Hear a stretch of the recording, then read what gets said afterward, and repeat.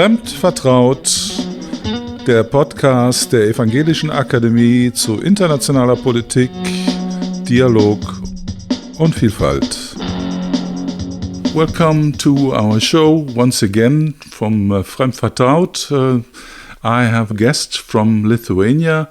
Would you be so kind as to introduce yourself, first of all? I am Irmina Matonytė, Professor of Political Science in Jonas Žemaitis Military Academy of Lithuania, where I teach bachelor, master, and PhD level students and do some research. Thank you very much. It's nice that you are here and talk to our audiences.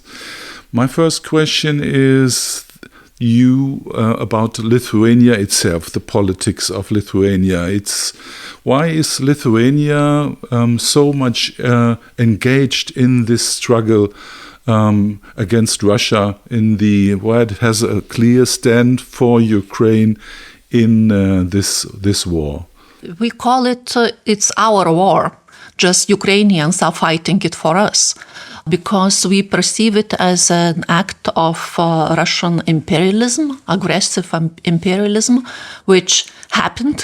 It was very clearly calculated against Kiev, but the same logic would apply to Baltic countries or to Poland, because the analysis of Russian strategic thought since last 10 years or more show that these ideas of new imperialism are very strong with the Russian world, with this Ruski Mir idea expanding, and autocratization in Kremlin leads very clearly to this phenomenon. So we Lithuanian political elites across all political board, with practically no exceptions, except perhaps for some strange political personalities who are not vocal at all in the public space, we support Ukraine. I think that we shouldn't call it we fight against Russia. We fight for democracy and autonomy, sovereignty of Ukraine.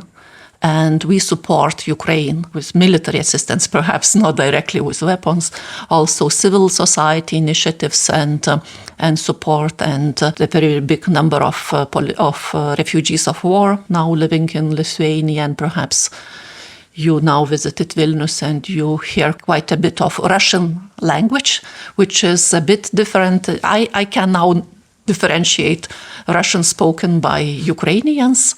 It's a bit different pronunciation, and so Lithuania is very hospitable to these people who had to flee their country. But Lithuania is a very small country, and nevertheless it's speaking out its mind and taking a real stand for Ukraine, and maybe it could be also even considered to be one of the strongest supporters of Ukraine within the EU.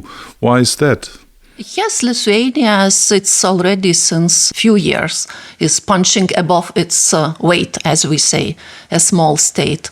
But from international politics, we know that the size is important, but is not necessarily decisive in international relations. So Lithuania, with 3 million of inhabitants, is doing its best.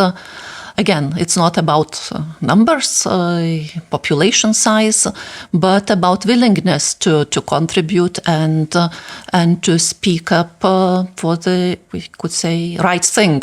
Here, as a political scientist doing a little bit of research on political elites in the country, perhaps I should say that fortunately we have a very strong politicians in terms of authority and political competences in the Ministry of Foreign Affairs, Gabrielius Landsbergis, and in the Ministry of Defense, Arvydas Anušauskas. Our Minister for Foreign Affairs, Gabrielius Landsbergis, perhaps for the audience, it might be interesting that he is the grandson of Vytautas Landsbergis, who is de facto the first leader of the country, the president of the country after 1990. His grandson now is leading the Foreign Affairs Ministry. with a very clear strategic thinking. He is educated as a political scientist in Lithuania, and then he had education in Western Europe, or in general in Europe, and served in the European Parliament and then in the Lithuanian Parliament. But now he is in the ministry and leads not only the Lithuanian diplomatic corps, but contributes very clearly, very efficiently to international discussions and defends the Ukrainian cause. The Minister of Defense. Lithuania is a parliamentary democracy, so the minister is also a deputy in the Seimas, and he has very strong positions from the Conservative Party, trained as historian. He is a civilian, of course, person, a minister. He wrote several books on Lithuanian dissident movement and Forest Brother War during 50s, 60s in Lithuania. So he has a very strong reputation among the military personnel too.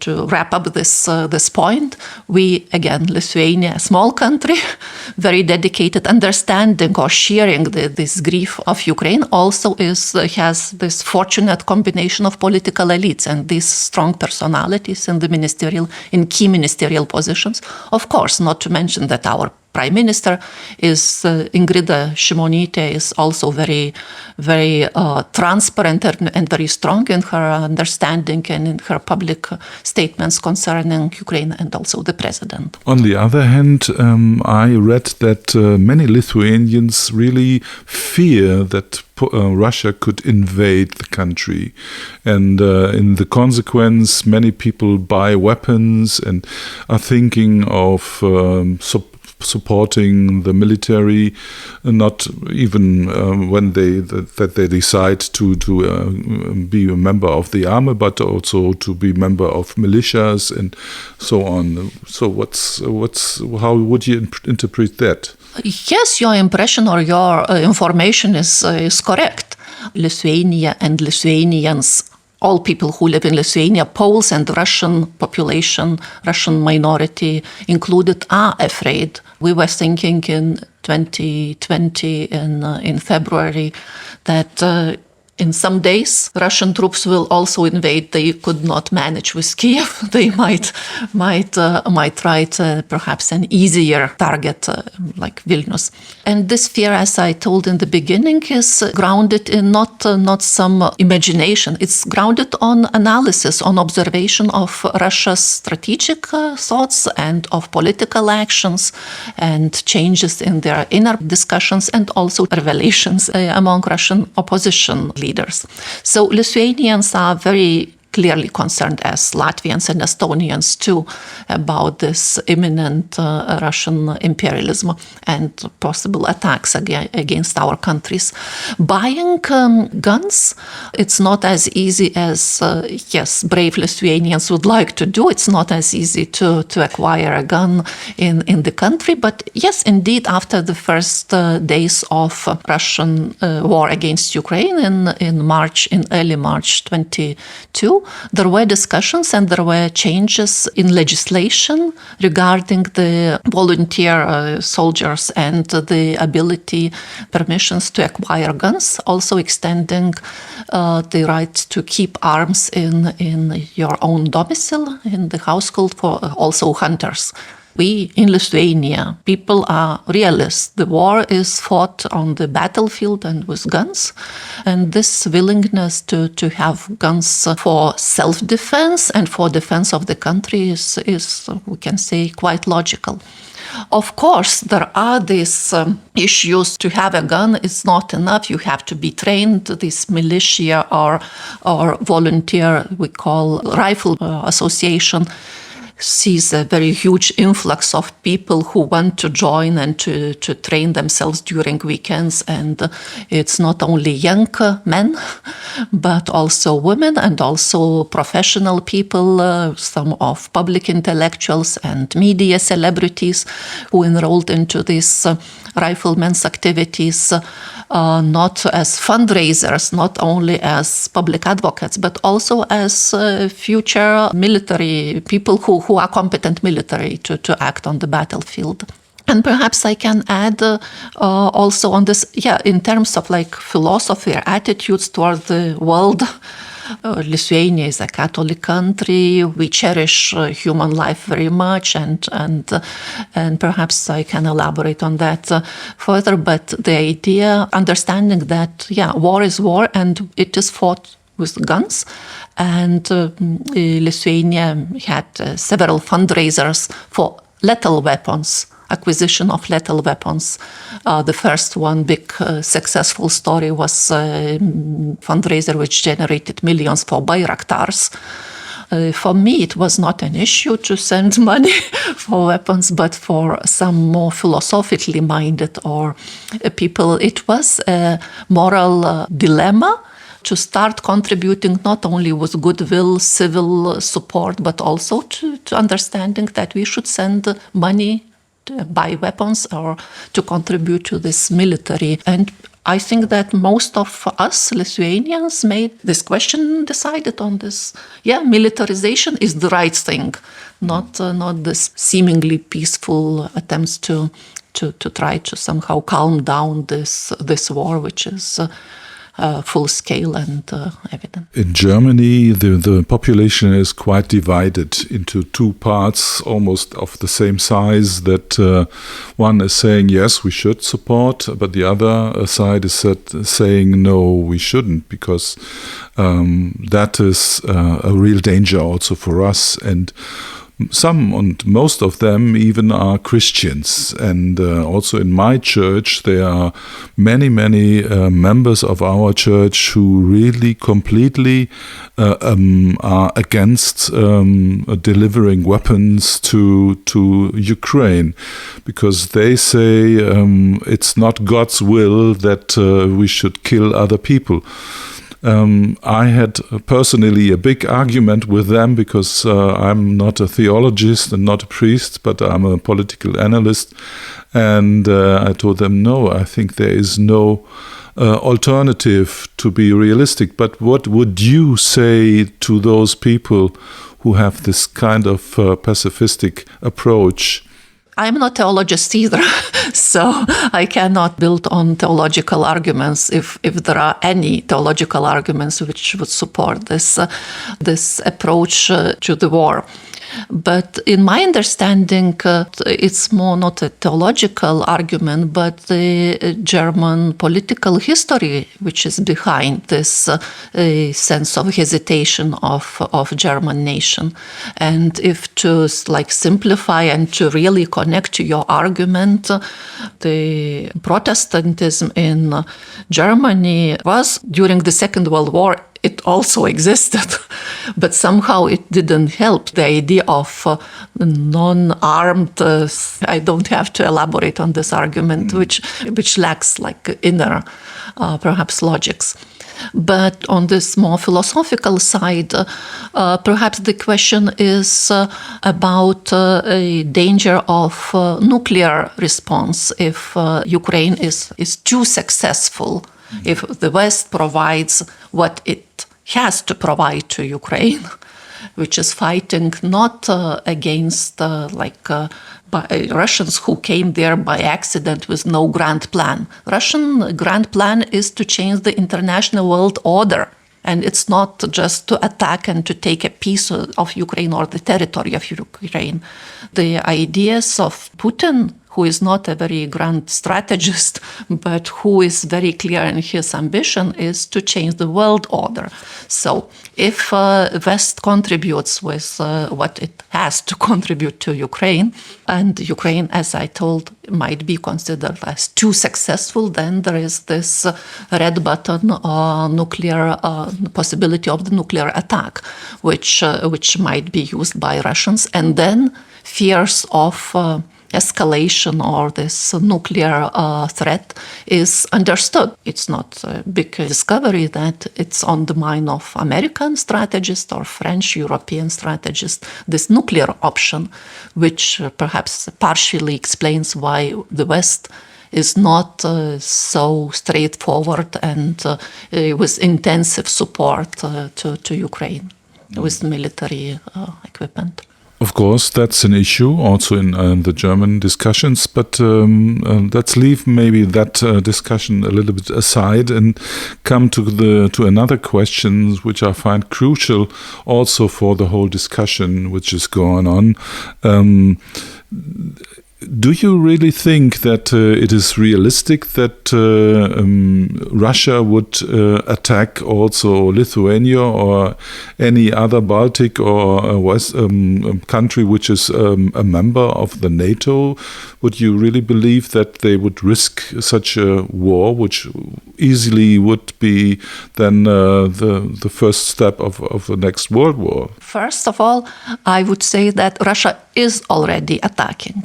Hybrid threats, not every day, but cyber attacks and other hybrid invented challenges we are facing, we, Baltic countries, Poland, and also the Great Britain. And also Germany. So if we think of a war in terms as it is considered war in contemporary, in this modern or postmodern terms, we are already at war with Russia. Concerning the conventional war phase of war, this military attack, full scale, it depends. But as of today, is more optimistic than it was like more than a year ago. I would say now that Russia wouldn't launch an overt military attack against either of European Union countries or NATO countries. We perhaps should rather think in terms of NATO this year or in the coming year. But I would give just like a 3-year perspective. And then we don't know how these things evolve in Ukraine and how things evolve in Russia. To answer your question, it is not much realistic that during the upcoming 36 months, Russia would launch military attack against any NATO country, which would then mean this activization of this fifth clause. I cannot guarantee for more than 3 years. Why 3 years? Like to speculate, so we have to set some timeline. So again, I think now we see the war in Ukraine, this war of attrition. And Russian military capabilities are not exhausted. They are far from being exhausted, but still, but there are less capabilities and less perhaps political will and imagination to engage into another conflict line, as they have this Ukrainian battlefield to stay on or to fight on. So, and the war clearly, even if with the most successful counterattack in winter or in spring, next year the war will not end as it should end in a matter of a year or two. So I give 3 years. That's. But do you think it is realistic that Ukraine can win this war? Hope is not realistic, and justice is not realistic, and perhaps even principles of international order or values are not realistic. But that's how we, as of today, we frame our thinking as political scientists or strategists in international community, which this part of international community which uses the rationality and arguments. I cannot say what is in the head of leaders of Putin's type. Suppose Ukraine would win the war and Russia would lose. What will happen then? How would you call it? Peace accords would be signed. Russia would return territories, would pay reparations. Then the international community will engage into restoration, reconstruction of the devastated country, which is Ukraine. What would happen to Russia itself? I don't know.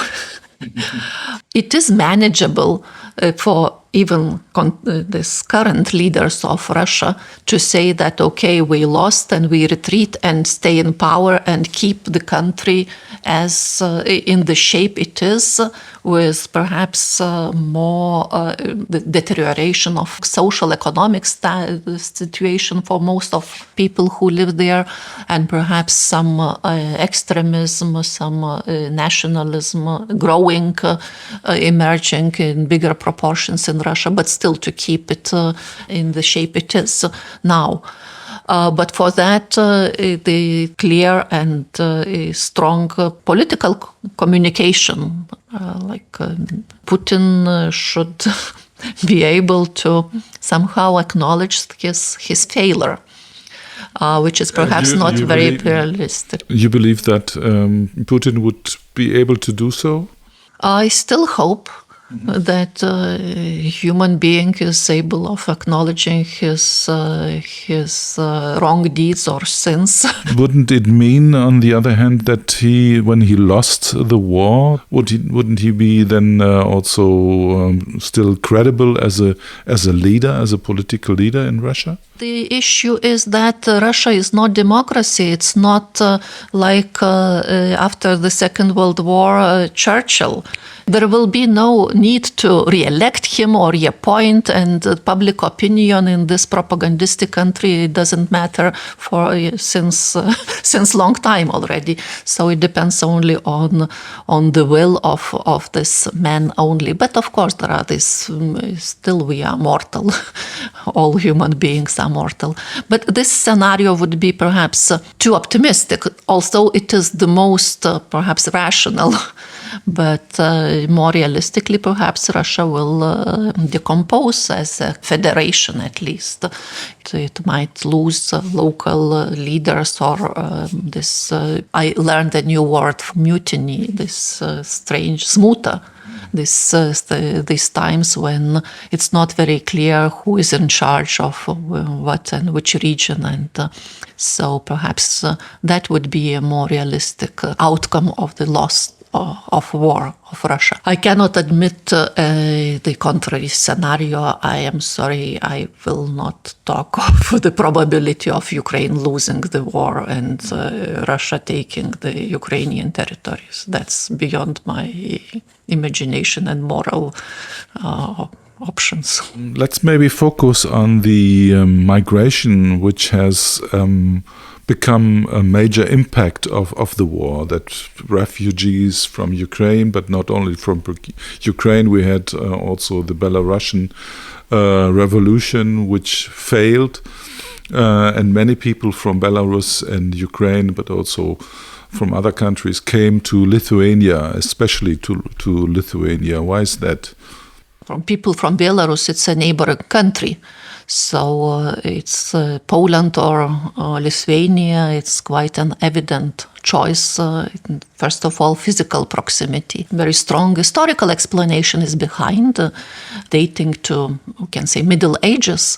We had a state which was called Grand Duchy of Lithuania, or then it evolved in different shapes and formats. But unity, or this brother relations or sister relations with what now is Lithuanian nation or Belarusian nation or Ukrainian nations, date from these times.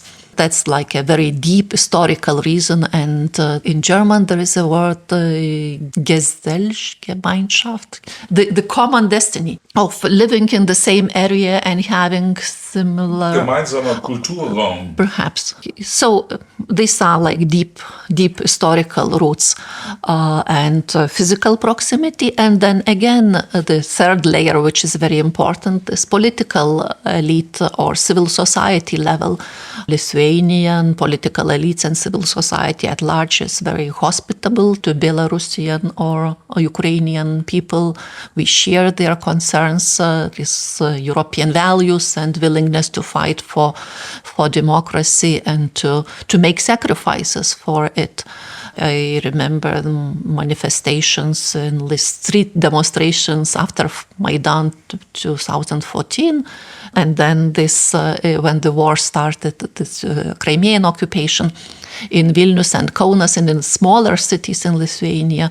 So this sense of European nation, the need to support European friends and brothers and sisters who share similar values to us and who want to get rid of paternalism and these traditions which are not compatible with liberal order or values which are common in European space. And our political elites support. And not only political national elites, national level, but also on the city level, municipal level elites like mayors and councils in Lithuania and in Poland and in Latvia too. But to speak only of Lithuania, so on all levels there is the sense of solidarity and invitation and support. You cannot hear on Lithuanian in Vilnius in public transport. And I asked my Ukrainian friends if it is still valid. And it is still valid. When Ukrainians came to Vilnius, public transport was made free for them. And there were announcements, constant announcements. Instead of announcing the next bus stop, there was a phrase, and only in Ukrainian, that the public transport for Ukrainians is free of charge. For many of us, Lithuanians was the first massive encounter with Ukrainian language in the public space. Now there is, I think, approximately almost 2,000 NATO troops in the country. 1,600 something, I read. And the German government, the German defense minister Pistorius, he announced that further 4,000 German troops would come to the country. How do you evaluate that? They are welcome. They are very much welcome. It's about this German brigade, I think, the issue is. And there were some misunderstandings on German political level and Lithuanian politicians who interpreted a little bit differently how many and how fast this brigade will be formed, first of all, in Germany, because in Germany, military troops are, perhaps sorry to say, but are not as on this alert level as in Lithuania. So not That's true. Yeah, not ready like to move the next day to another country, which is still NATO space.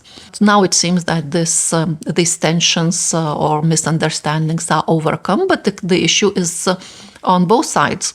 For Germany is to organize like personnel and to prepare them and to motivate them.